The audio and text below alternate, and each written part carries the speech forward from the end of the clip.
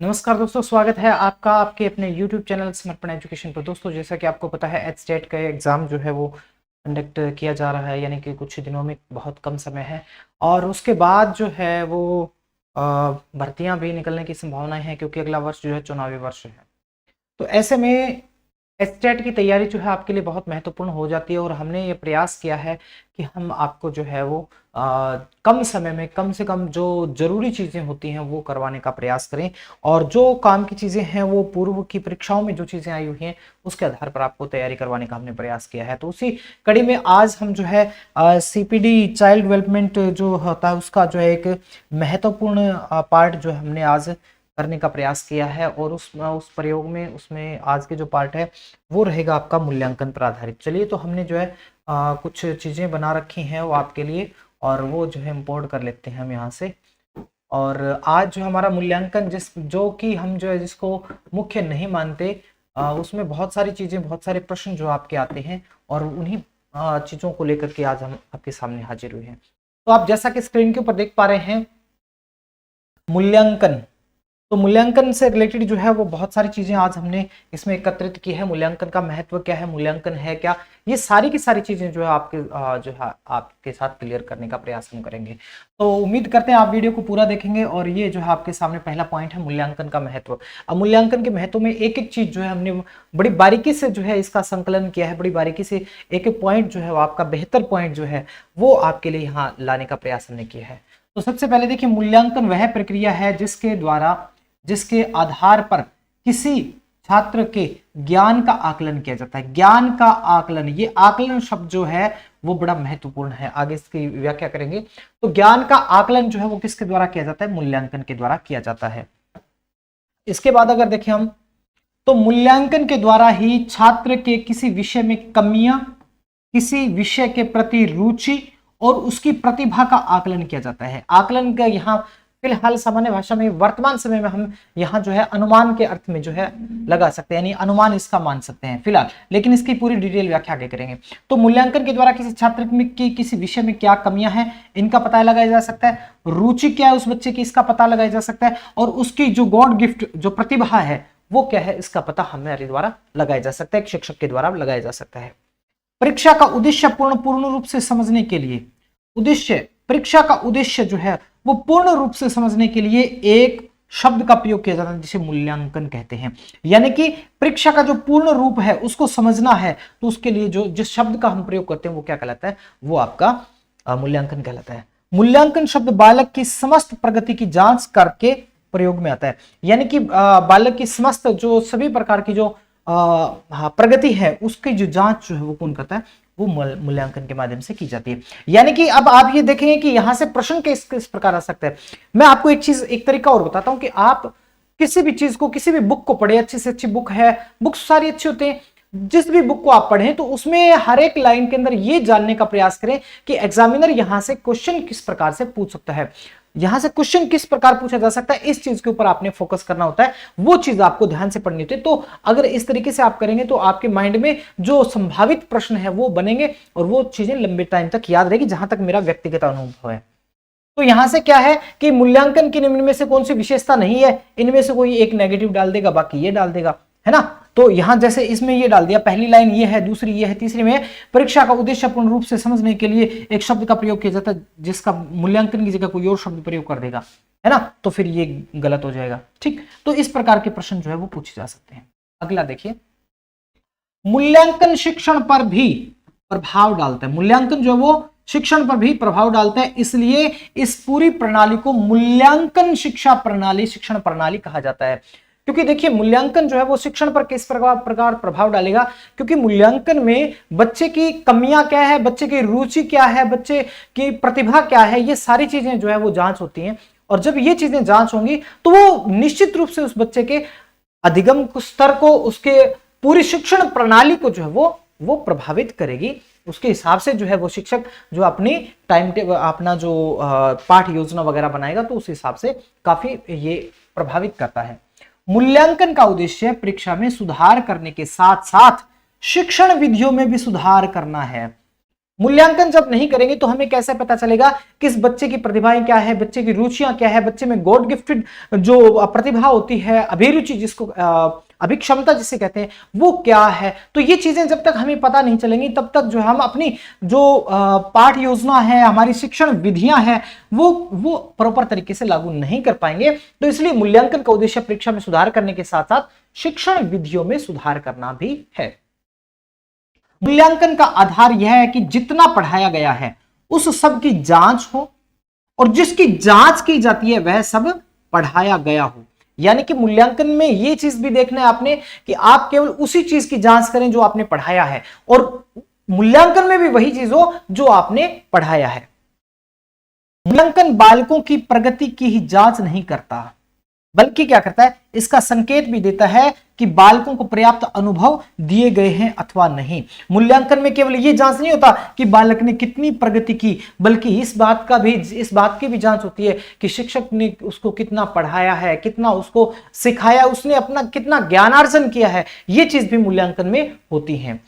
और उद्देश्य, सीखने के अनुभव वह मूल्यांकन, तीनों का समन्वय व मिलान ही मूल्यांकन शिक्षा प्रणाली कहलाता है। मूल्यांकन शिक्षा प्रणाली में क्या क्या आता है, ये बहुत इंपॉर्टेंट लाइन है कि इसमें उद्देश्य है सीखने के लिए अनुभव और मूल्यांकन, तीनों का समन्वय और मिलन, इनका तीनों को समन्वित करके समन्वित रूप जो है वो क्या कहलाता है, वो मूल्यांकन शिक्षण प्रणाली जो है कहलाता है। अगला पॉइंट है मूल्यांकन की पद्धतियां। मूल्यांकन पद्धतियों की अगर बात करें, मूल्यांकन की दो पद्धतियां हैं, संख्यात्मक पद्धति और मौखिक पद्धति। संख्यात्मक पद्धति और मौखिक पद्धति, संख्यात्मक में एक मौखिक है एक लिखित है, सॉरी, ठीक है।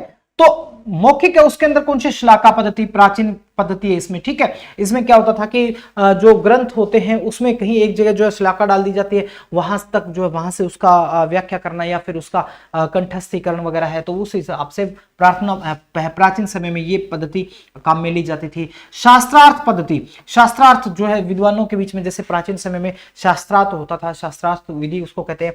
प्रश्नावली विधि, जो क्विज सिस्टम होता है वो। भाषण विधि, जिसमें भाषण के माध्यम से जो है किसी को भाषण देने का अवसर दिया जाता है और उसके आधार पर जो उसका निष्कर्ष निकाला जाता है कि इतने इसका जो नॉलेज लेवल क्या है और वो सारी चीजें। तो ये भी क्या है कि मूल्यांकन की पद्धति है। और वाचन पद्धति, यानी कि ये भी एक प्रकार की पद्धति है। यानी कि ये जो पद्धतियां हैं, आपका प्रश्न यहां से कैसे बन सकता है कि निम्न में से कौन सी पद्धति मौखिक नहीं है, तो आपको पता होना चाहिए ये मौखिक है, ये मौखिक है, ये पद्धति मौखिक है, ये मौखिक है और ये मौखिक है। यानी कि ये मौखिक है। देखिए अति लघुत्रात्मक प्रश्न अगर पूछेंगे तो ये मौखिक में नहीं आता, बल्कि क्या है, ये लिखित है। अगर आप लघुत्रात्मक प्रश्न की बात करें, निबंधात्मक प्रश्न की बात करें, तो ये क्या है, ये सारे के सारे लेखन विधि के अंतर्गत आते हैं। तो आपको जो है मूल्यांकन की पद्धतियां जिसमें मौखिक और लिखित जो है, वो मौखिक में कौन कौन सी होती हैं, ये विधियां जो है वो मौखिक होती हैं, और ये प्रश्न लिखने वाली जो है वो लिखित पद्धतियां हैं। गुणात्मक पद्धति, गुणात्मक पद्धति जो है ये थोड़ा सा अलग लेवल पर होता है। इसमें जो है डायरेक्ट ना होकर के इनडायरेक्ट होता है। जैसे इसमें जो पक्ष होते हैं वो भावनात्मक पक्ष होते हैं। जैसे निरीक्षण विधि है, निरीक्षण विधि, निरीक्षण करना, वो निरीक्षण किसी दूसरे का हो सकता है और आत्म निरीक्षण भी हो सकता है, स्वयं का भी हो सकता है। आत्मदर्शन विधि ये जो है अपने आप के ऊपर लागू की जाती है, स्वयं के लिए जो है ये होती है। साक्षात्कार विधि, इंटरव्यू जिसको कहते हैं, इस विधि से भी जो है मूल्यांकन किया जाता है। और समाजमिति, यानी कि जो बच्चे की या किसी भी व्यक्ति की हिस्ट्री जो जान करके उसके बारे में इधर उधर से जानकारी इकट्ठी करके जो विधियां उसके इवोल्यूशन के लिए होती है, मूल्यांकन के लिए होती है, ये जो है आपकी गुणात्मक विधियां कहलाती हैं। अगला पॉइंट है मूल्यांकन के उद्देश्य क्या है। ये बहुत इंपॉर्टेंट है, यहां से क्वेश्चन लगभग जो हर एक परीक्षा में एक आधा क्वेश्चन यहां से बन जाता है। ज्ञान की जांच एवं विकास की जानकारी, विद्यार्थी निर्धारित पाठ्यक्रम से उद्देश्यों की प्राप्ति किस सीमा तक कर लिए हैं, पाठ्यक्रम से विद्यार्थियों का कितना विकास हुआ है, बालकों के विकास में बाधक तत्व कौन कौन से हैं, आदि सब पॉइंट्स की जानकारी का जो है इसका प्रमुख उद्देश्य है। यानी कि ज्ञान की जांच करना और विकास की जानकारी प्राप्त करना, ये क्या है, मूल्यांकन के उद्देश्य है। इनमें क्या आता है कि जो जिस उद्देश्य के लिए जो है पाठ्यक्रम या जो भी टॉपिक बनाया गया है उसका उद्देश्य क्या है, वो उद्देश्य की प्राप्ति हुई है कि नहीं, वो कहां तक प्राप्ति हुई है, विद्यार्थियों का कितना विकास हुआ है और उनकी विकास में जो बाधक तत्व हैं वो कौन कौन से आए हैं, इन सब का जो है वो इन सब की जानकारी जो है वो किसके माध्यम से होती है, तो वो आपके मूल्यांकन के माध्यम से होती है, यानी मूल्यांकन का एक उद्देश्य है। दूसरा उद्देश्य है अधिगम की प्रेरणा।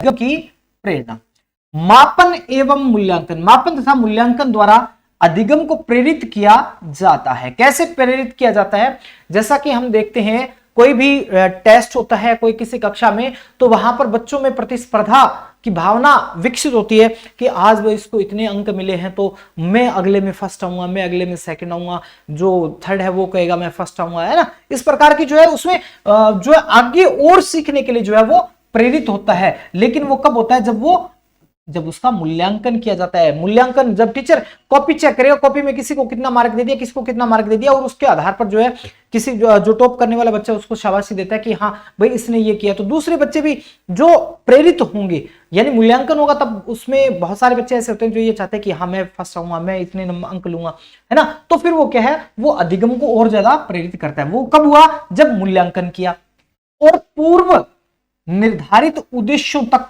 पहुंचाने का प्रयास किया जाता है। यानी कि मूल्यांकन के द्वारा अधिगम के लिए प्रेरित भी किया जाता है और साथ में जो पूर्व से निर्धारित उद्देश्य हैं उन तक पहुंचने का प्रयास किया जाता है। अगले, व्यक्तिगत भिन्नताओं की जानकारी।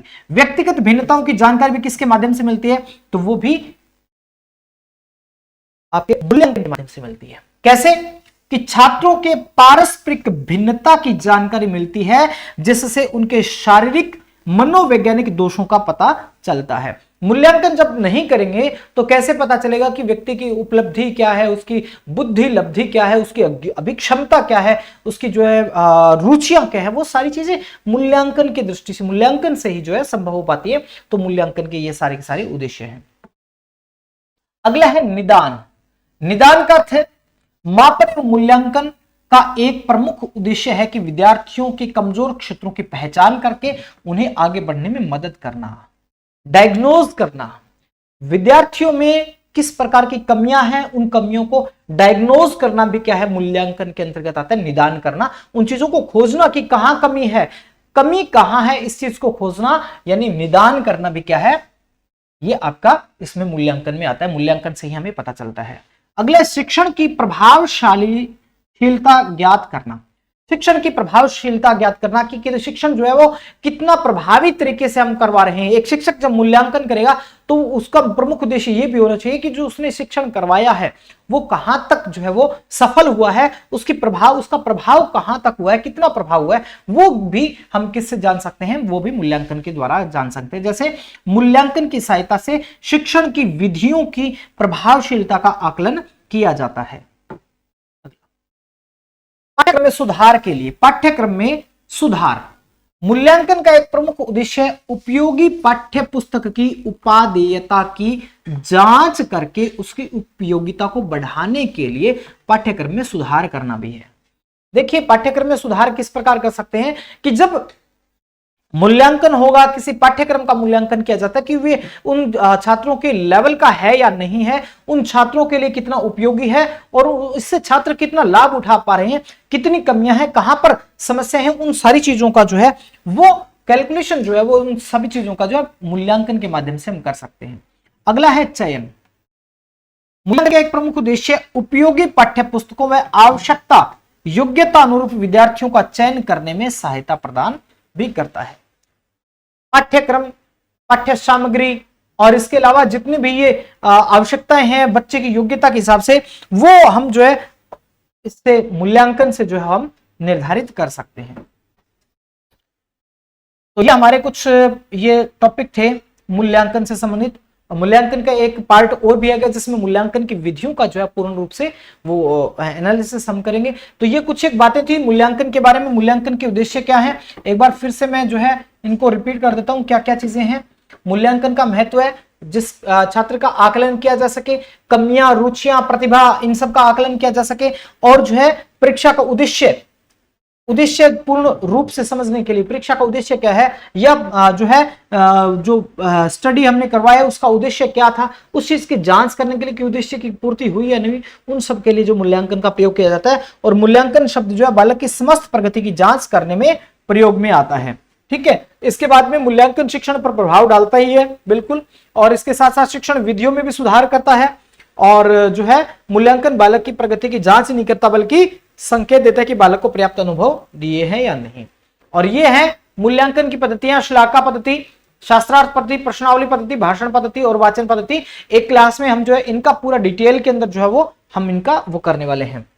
तो ये थे आज के जो है वो, और इससे अगली वीडियो जिसमें मूल्यांकन की विधियां, और फिर जो है आपका एक मूल्यांकन के टॉपिक से जितने भी प्रश्न आपके बनते हैं उन प्रश्नों की एक वीडियो रहेगी।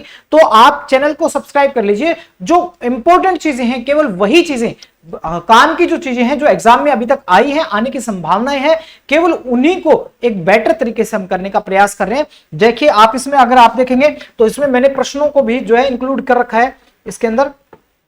सॉरी, इसमें पीछे वाली दूसरी स्लाइड है, उसमें सारे प्रश्न भी बना रखे हैं, और उन प्रश्नों के साथ ही हम जो पूरे टॉपिक को जो है वो 3 वीडियोस के अंदर जो है कंप्लीट करने का प्रयास करेंगे। उम्मीद है ये सारी चीजें आपको अच्छी लगी होंगी, पसंद आई होंगी। तो इस वीडियो को लाइक करना मत भूलिएगा और अपने दोस्तों के साथ शेयर कर दीजिए। चैनल को सब्सक्राइब नहीं किया तो सब्सक्राइब करके बेल आइकन जरूर दबाइएगा। समर्पण एजुकेशन आपके साथ हर कदम पर तैयार मिलेगा। धन्यवाद।